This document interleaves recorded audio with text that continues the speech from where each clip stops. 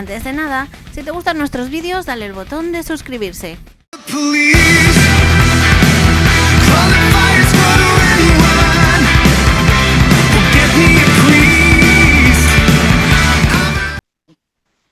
Hi, welcome to Heavy Metal Brigade, the Spanish website dedicated to all things loud, legendary, and inspiring.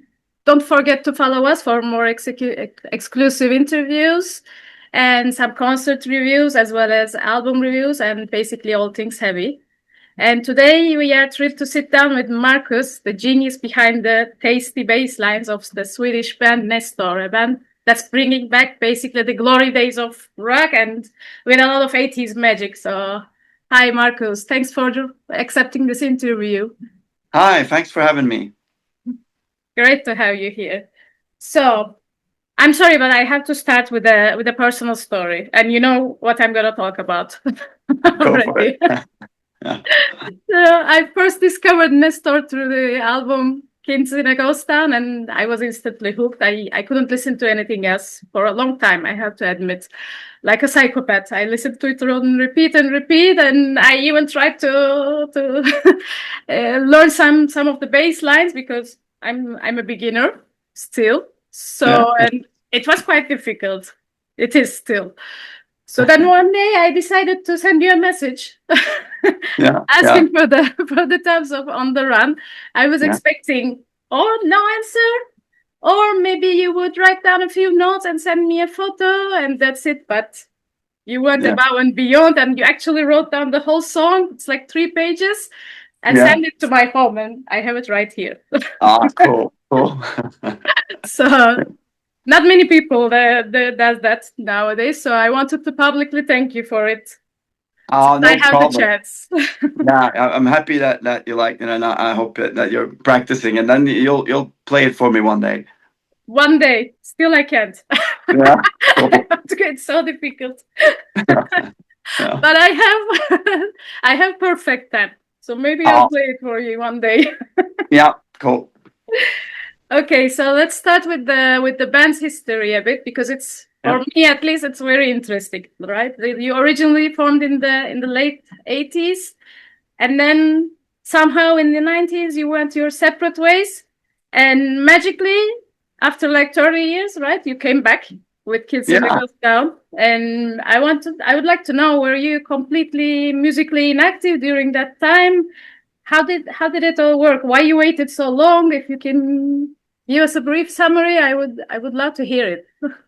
Yeah, no, you're right. We formed in the late 80s, 1989, which is a bit of our call sign. And we played for a couple of years, and then we drifted apart for different reasons. Not drifted apart because we always have stayed in touch and spent Christmases and holidays together. So we've always been really close as friends. But musically, during that long break, and I played in some different bands, both playing bass and guitar and singing. And Toby and Johnny also played. Toby has always been in music, even since that pause, so to speak. Maddie and Martin also played in various kinds. So we've always been close to music. And I guess we decided that we needed to bring some kind of joy back to us and to hopefully people enjoying music. So we said we need to get the band back together and try to play some songs together. So yeah, we just felt like we needed to bring back the glory of rock. Cool. So it was exactly the same band members. What were you called back then? Was it Nestor? Yeah. We've been called Nestor since early 90s. Before that, we had another name that was Nestor Presto, which was more of a bullshit name. But then we grew up a bit and cut it in half. So it's been Nestor since 89ish. Yeah. Cool. So suddenly you just said, let's bring Nestor back, and then but were you expecting that much success? Because now you have your own fan club, Nestorians. You're playing all the biggest festivals in such a short time, with just 2 albums, and Yeah. No, I don't. We did not expect that kind of success. Not in any way. We were like hoping to maybe record 4 songs, make a cool video, hopefully play on some stage somewhere. Just because we realized that we still love each other and love music and wanted to put the band back together. But with that said, we've really worked hard to play those big stages, and that is also connected to the love of music and wanting to connect with fans and just try to meet as many fans and play for them as possible around the world. Yeah. And what bands or albums shaped your musical identity, especially as a bass player? Yeah, I've always been like a big Toto fan, of course. Queensryche has been really important to me, but like the most important band, bass playing wise and performance wise, has always been Mötley Crüe. And it might be hard to believe, but Mötley Crüe was really important to me because of the things that they did on the stage back in the days.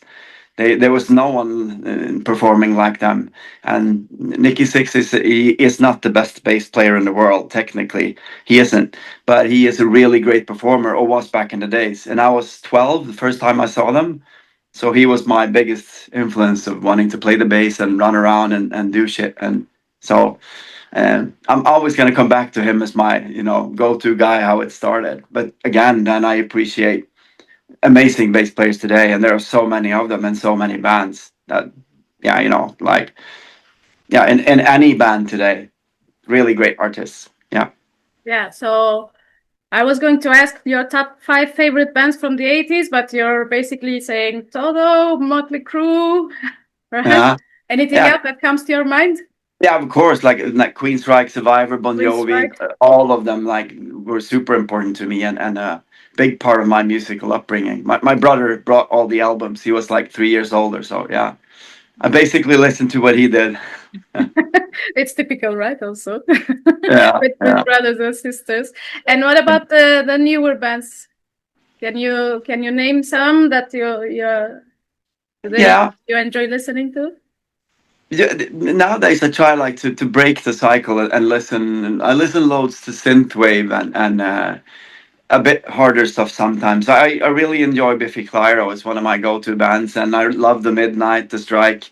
That's also like really connected to that nice 80s ish vibe. Good songs, kind of not simple songs, but straight to the heart songs. So I would say the Midnight, the Strike, and Biffy Clyro for now. Yeah. And you had a collaboration with Samantha Fox, which is also interesting. Yeah.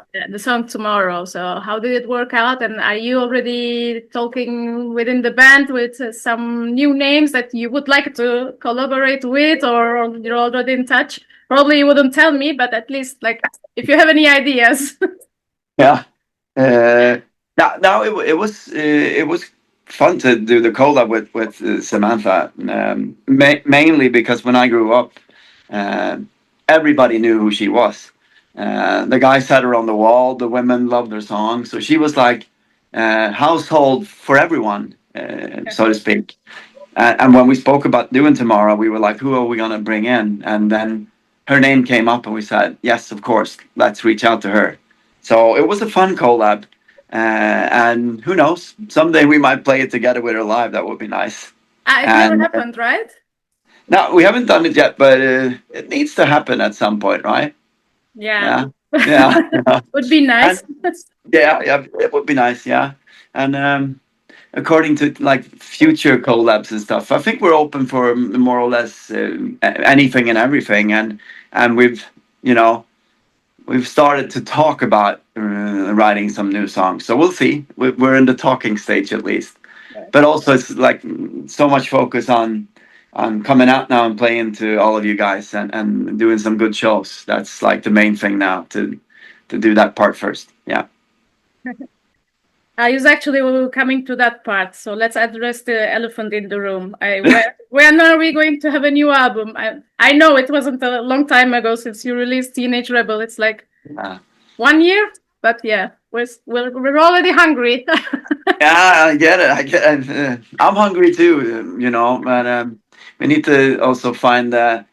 You need to find that both time, but also like find the right way to go. And but we've started to talk about it now, which we haven't done before. So yeah, who knows? It might be coming a third one. Fingers crossed.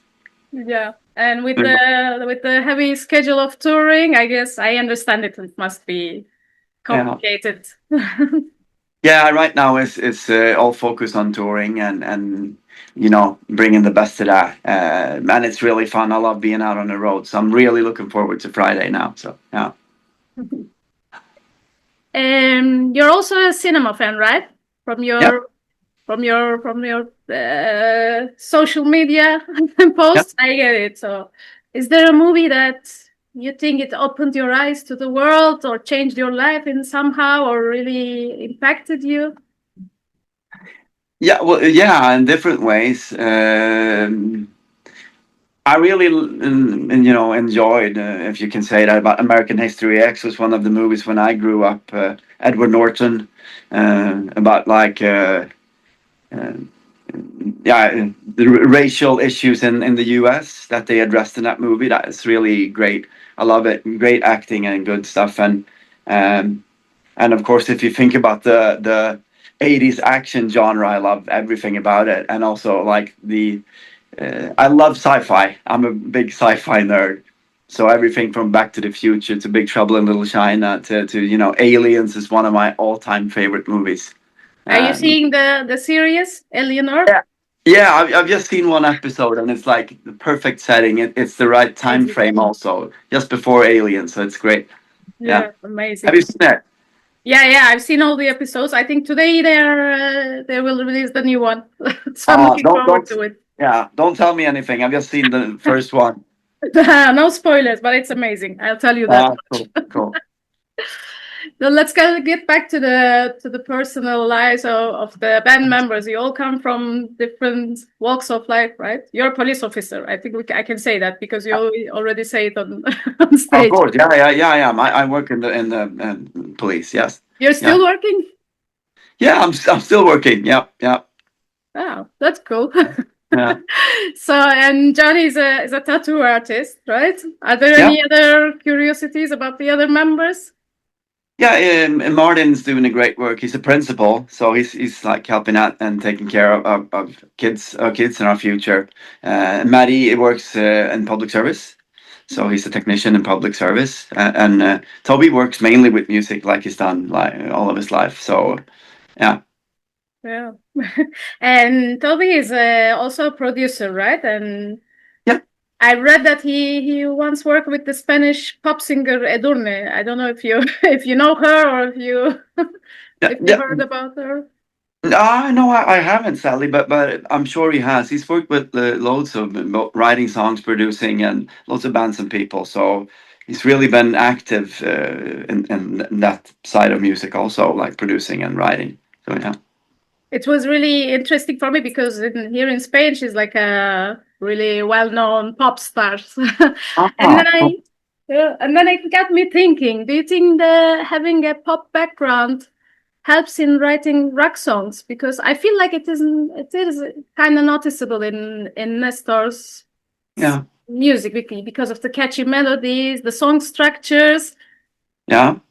I think it's always good to take influences from every genre of music and to try to let the songs be good because they're good, and then for us we dress them up like hard rock songs. Maybe they are pop songs, but because we have an amazing guitarist and we want to have this Nestor sound, which I think we found on the two albums, that is connected to AOR or hard rock or whatever you want. But again, I think a great pop song will also be a great hard rock AOR song, and vice versa.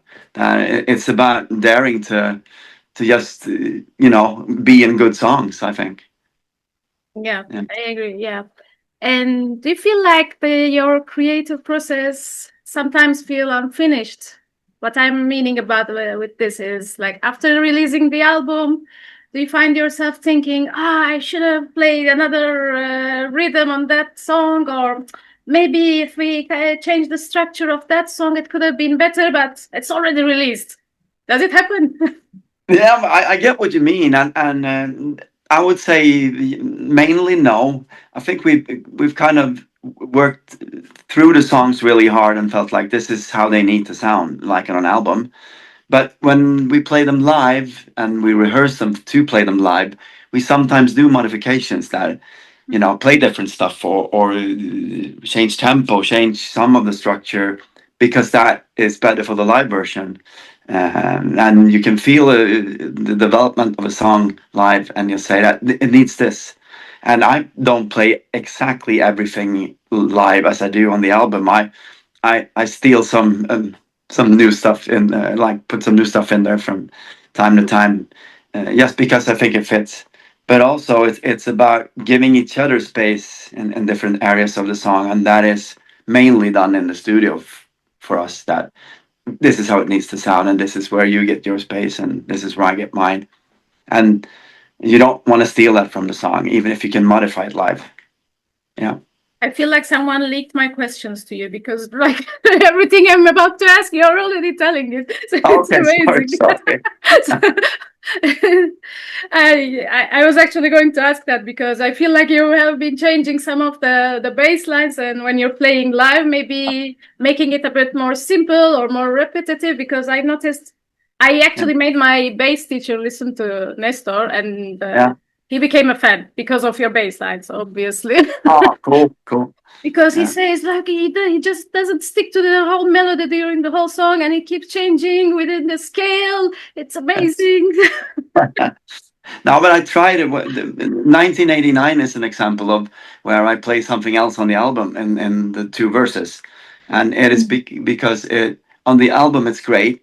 It takes the song down to be able to build it up, but live it needs to stay on the E. To just keep the beat going with staying on the E instead of going to the C sharp. So that's an example, and I try to, like in Caroline, that no figure is going to be like the same in different areas. Or like in Name of Rock and Roll is an even better example. I do none of the fills for it with the same notes. Just to make things happen, to make it a bit more interesting. So yeah, I try to do that. I like a little surprise. Yeah. And right now, like it comes naturally from you. But when you first started playing the bass, did you have a strict practice routine to develop your technique? And it's so noticeable that you have a deep understanding of music theory. Did it take a long time? Yeah, I've rehearsed, of course, a lot during all of my life. But I'm much better at it now than I was back then. I played a lot back then, and we rehearsed a lot. It was different times. You were a lot in the studio, what do you say, rehearsal space, and we played there together, and that developed me as a bass player, I think, more than my home practice. Johnny was good at it even back then. That's why he's amazing now. But now I do like only technique. I can do technique for an hour, and then I play songs.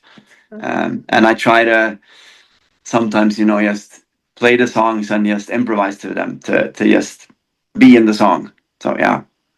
But I rehearse a lot, as much as I can, and every day I touch the bass. When you called me now, I had it in my lap, so it's always there. Yeah. And what's your favorite Nestor song to play live?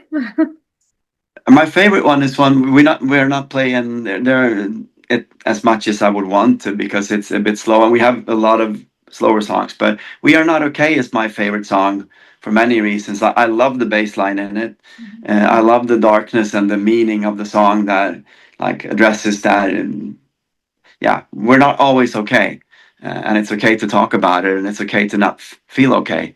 It's a thing that will happen to everyone in life. So I love the song, and I love the bass play, and I love that it's a bit dark. Yeah.